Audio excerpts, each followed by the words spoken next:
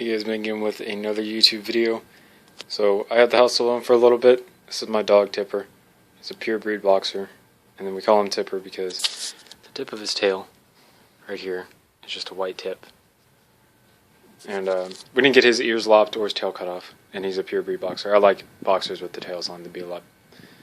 I just like it better. Anyhow, I'm home alone, which means I have time to record. So I got the MrNingaWarrior out. This is the prototype rifle. It's like 8. I just finished cutting the grass. So I figured with my free time I'll record a video. This is the prototype. I still haven't designed the LED version of this, so I'm just kind of stuck with it right now until I design the LED version, and then I'll probably destroy this. The reason I'm destroying the MrNingaWarrior is because of this right here. Alright. The main reason I stayed up all night, I pulled an all-nighter, was because I needed to cut the grass. And here in Florida, it gets hot really quick during the day, and that's no fun. But at the same time, I stayed up all night for a good 8 hours. I shit you not, 8 hours. I was working on this lower receiver for the BJI Industries Vector X assault rifle. So this is just really complex. In this segment, I'm going to go over a few of the different design features of the lower receiver before I put on the upper receiver and different parts like that.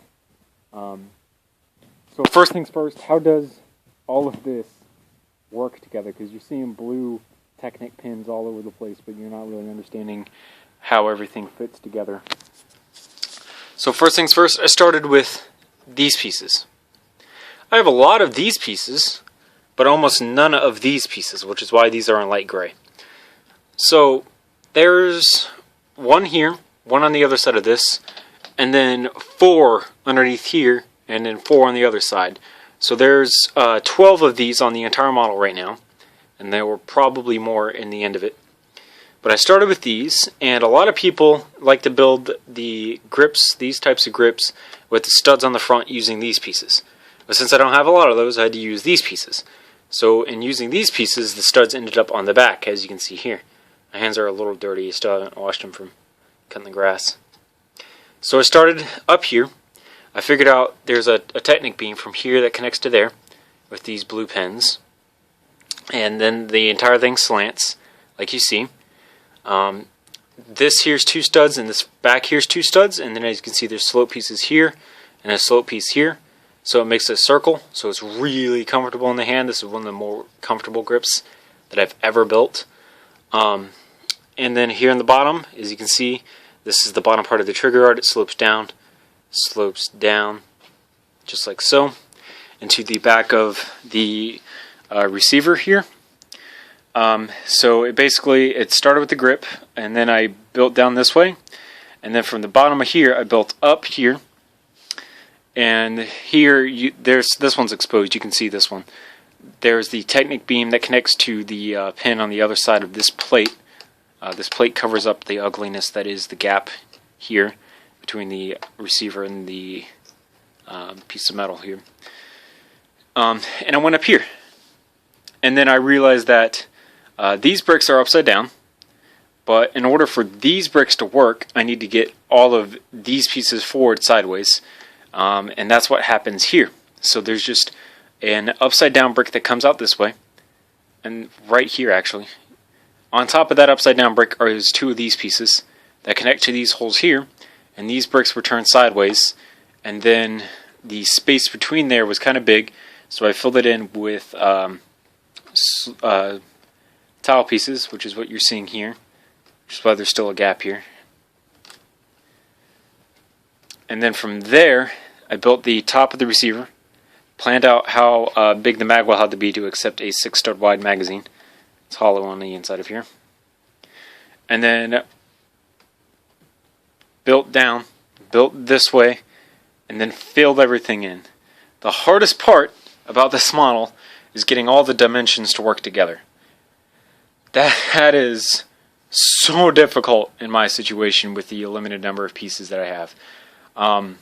Why did I do this in dark gray? Because I have a lot of those pieces in dark gray. I had to destroy the other vector, and we might as well make a journey back to my room to grab the other vector.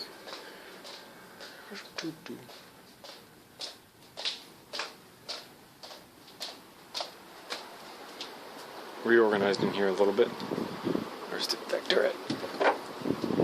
Grab this and walk back outside to compare on contrast. I destroyed the other vector, and by destroyed, I mean I was able to destroy just the upper receiver for its gray pieces.